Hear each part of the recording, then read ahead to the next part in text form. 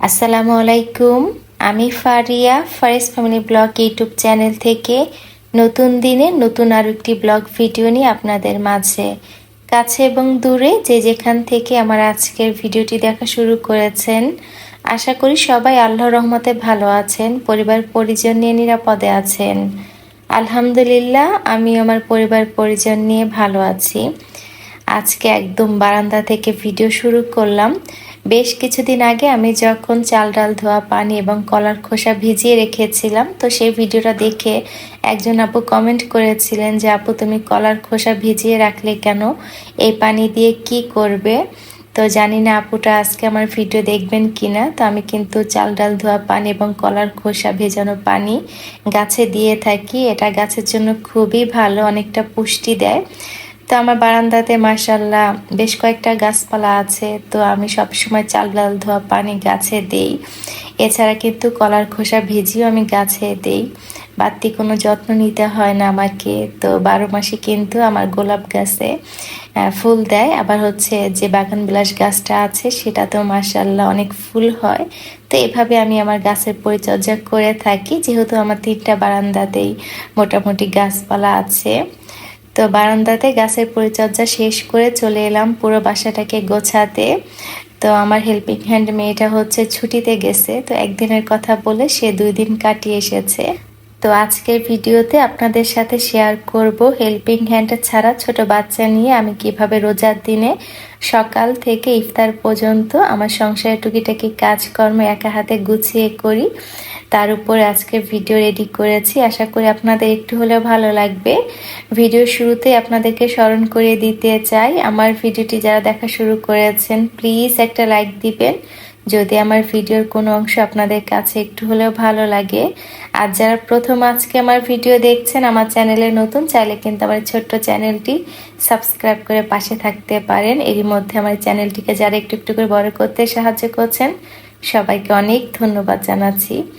তো বেডটাকে ভালো মতো গোছানোর পরে বেডরুমে যে টুকিটাকি ফার্নিচার আছে সেগুলো পরিষ্কার করে নিব। আর কালো জিনিসে দেখা যায় ময়লা একটু বেশি চোখে পড়ে। প্রতিদিন এই চেয়ারটা পরিষ্কার করা হয়, তো প্রতিদিনই অনেক বেশি ধুলো ময়লা জমে, আর খুব একটা যেহেতু বসা হয় না। আর আমার বারান্দাতে যেহেতু বড় গাছপালা আছে, যার জন্য ময়লা খুব একটা বেশি আসে না, তবে যতটুকু ধুলো ময়লা আসে তো বেশিরভাগ সময় দেখা যায় চেয়ারটাতেই চোখে পড়ে, যেহেতু একদমই বারান্দার কাছাকাছি রেখেছি চেয়ারটা। তো পুরো বাসাটাকে আমি সুন্দর করে গোছানোর পরে চলে এলাম পুরো বাসাটাকে ঝাড়ু দেওয়ার জন্য। তো বাসাতে দেখা যায় ছোট বাচ্চা থাকলে মোটামুটি খুবই ময়লা হয় ঘর। আর আমার যেহেতু ছোট দুটো বাচ্চা, তো দেখা যায় ড্রয়িং রুমটা অনেক বেশি ময়লা করে। দেখা যায় চকলেট খেয়ে খোসা এদিক ওদিকে রেখে দেয়। এছাড়া দেখা যায় ছোট বাচ্চাদের জুতো থাকে, বিশেষ করে আমার ছোট বাচ্চাটা কি করে, শু র্যাক থেকে জুতো বের করে এদিক ওদিকে রেখে দেয়। মাঝে মধ্যে সে আমার জুতো বের করে পরার চেষ্টা করে। ছোট মানুষের মনে হয় বড়দের জুতার প্রতি অনেক বেশি আগ্রহ থাকে। তো পুরো বাসাটাকে গোছানোর পরে আমি এখন ঘরটা ঝাড়ু দিয়ে দেবো। ঘরটা মুছবো না, কারণ দেখা যাবে পুরো বাসাটা যদি আমি একা হাতে মুছতে যাই অনেকটা কষ্ট হয়ে যাবে, যার জন্য রোজা রেখে আর ঘর মুছবো না। তবে ঘরটাকে আমি সুন্দর করে ঝাড়ু দিয়ে দেবো। যতই কাজের মেয়েরা বা হেল্পিং হ্যান্ড খালারা ঘর ঝাড়ু দেয় না কেন, আমরা যদি মাসে একদিনও ঘর ঝাড়ু দিতে যাই, দেখা যাবে চিপা চাপা থেকে এত ময়লা বের হয়। তো আমি পুরো বাসাটাকে সুন্দর করে, মানে চিপা চাপা যত ময়লা ছিল বের করে সুন্দর করে ঝাড়ু দিয়ে দিলাম, যেন আমাকে ঘরটা মুছতে না হয়। আর আমার যেহেতু একটু ঠান্ডা লেগেছে, তো ভাবলাম যে না আর ঘর মুছবো না, ভালো মতো ঝাড়ু দিই তাহলেই হয়ে যাবে। তো পুরো বাসাটাকে ঝাড়ু দেওয়ার পর চলে এলাম কিচেনে। তো আমার হচ্ছে আজকে রান্না বান্নার খুব একটা ঝামেলা নেই দুপুরবেলা। তো বাচ্চাদের জন্য মুরগির মাংস রান্না করেছিলাম আগের দিন, তো কিছুটা মাংস রয়ে গিয়েছে, সেটা দিয়ে বাচ্চাদেরকে দুপুরে খাবার দিব। তো বাচ্চাদের দুপুরে ভাত খাইয়ে মাঝখানে অনেকটা সময় পার করেছি, গোসল নামাজ শেষ করে একটু দেরি করে কিচেনে এসেছি যে একসাথে সেহরির জন্য রান্না করব আর সাথে ইফতারি রেডি করব। আজকে আমি ইফতারির জন্য বিটরুটের শরবত বানাবো। আমি এর আগে 2 থেকে 3 বার বিটরুটের শরবত বানিয়েছিলাম, আমাদের কাছে খেতে ভালোই লাগে। তবে যাদের অভ্যাস নেই বা বিটরুটের যে একটা স্মেল থাকে, যারা পছন্দ করেন না, তারা কিন্তু চাইলে এখানে একটু লেবু ব্যবহার করতে পারেন, তাহলে কিন্তু যে বিটরুটের একটা স্মেল থাকে সেটা আর থাকে না। তা আমি এই শরবতটা বানিয়ে তারপর আজকে সেহরির জন্য রান্না করব হচ্ছে পালং শাক দিয়ে কই মাছ। আমার ভীষণ পছন্দের একটা রেসিপি, আমার মাও খুব মজার করে রান্না করেন। মার কাছ থেকে মূলত আমি কই মাছ দিয়ে পালং শাকের রেসিপিটা শিখেছি। তো আজকে কই মাছ ভেজে রান্না করব না, একটু হালকা তেলের মধ্যে কষিয়ে, মানে মশলার মধ্যে কষিয়ে তারপর হচ্ছে মাছটা তুলে রাখবো। তারপরে পালং শাক দিয়ে পরবর্তীতে হচ্ছে উপর দিয়ে কই মাছটা দিয়ে রান্না করব। যেহেতু পালং শাক খুবই তাড়াতাড়ি সিদ্ধ হয়ে যায়, নরম একটা শাক, তো দেখা যাবে খুব একটা সময় লাগবে না। তো আমি ভালো মতো কিন্তু মশলার মধ্যে কই মাছটা কষিয়ে নিয়েছি, এখন তুলে রাখবো, পরবর্তীতে পালং শাক দিয়ে রান্না করে নিব। খুবই ঝটপট একটা রেসিপি, আর এটা কিন্তু খেতে খুবই ভালো লাগে। আর পালং শাকটা ছিল খুবই ভালো, একদম ফ্রেশ, ফরমালিন মুক্ত।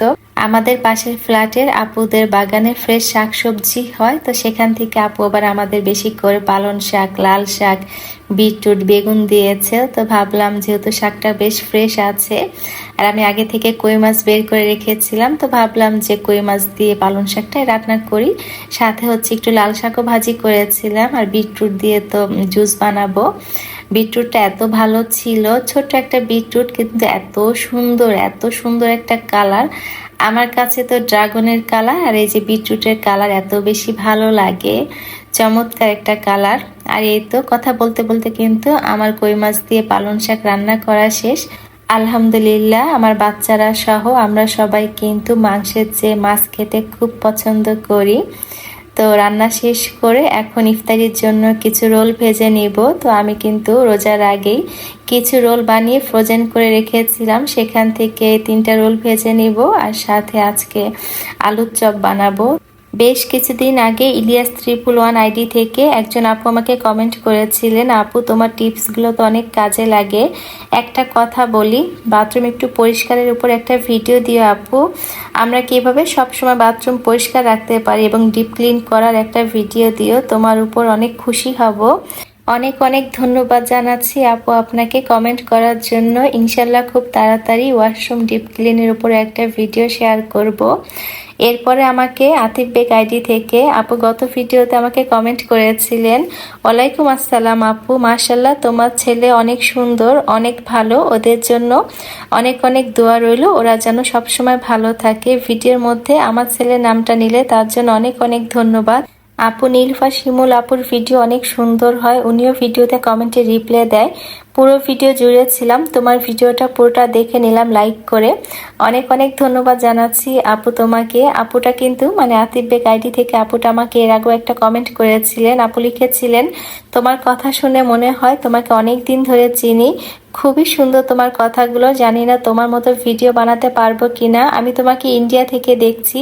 অনেক অনেক ধন্যবাদ জানাচ্ছি আপু আপনাকে এত সুন্দর করে কমেন্ট করার জন্য। যেহেতু আমি আপনার নামটা জানি না, আপনার আইডির নাম আতিফ, আপনার ছেলের নামে, তো আপু আপনি যদি আমার আজকের ভিডিওটা দেখে থাকেন প্লিজ একটা কমেন্ট করে আপনার নামটা জানাবেন। এরপরে আমাকে ফ্রুটস লাভার জেসি আইডি থেকে প্রিয় আপুটা কমেন্ট করেছিলেন, আসসালামু আলাইকুম আপু। ওয়ালাইকুম আসসালাম আপু, তুমি খুব মিষ্টি, তোমার কথা কেন জানি না আমার হৃদয় ছুঁয়ে যায়, মনের মধ্যে একটা জায়গা করে নিয়েছো আপু, খুব তাড়াতাড়ি ভালো থেকো, আর সবাই সবার জন্য দোয়া করো, আমিন।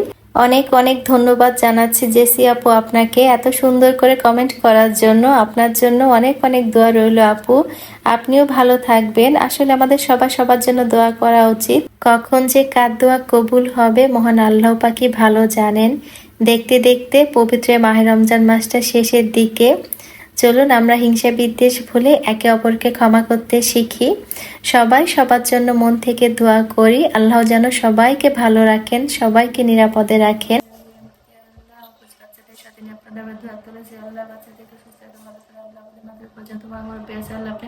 সবাইকে নিয়ে করে দান করেন আল্লাহ, আমাদের পিতা মাতা যারা আছে আল্লাহ মাথা কাছে আল্লাহ আপনার সবাইকে নিয়ে করে দান করেন, সুস্থ রাখেন, ভালো রেখেন আল্লাহ।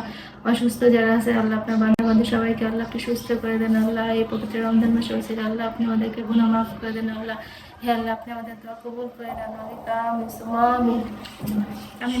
আমিন। আমাদের মাথার উপরে ছায়া হয়ে যাদের আব্বা আম্মা বেঁচে আছেন বা যত ময় মুরব্বীরা বেঁচে আছেন, আল্লাহ পাক যেন সবাইকে নেক আয়ু দান করেন, সবাইকে সুস্থ রাখেন, ভালো রাখেন। আমরা যেন আগামী বছরে বলতে পারি আলহামদুলিল্লাহ আমাদের আব্বা আম্মা বেঁচে আছেন, আমিন।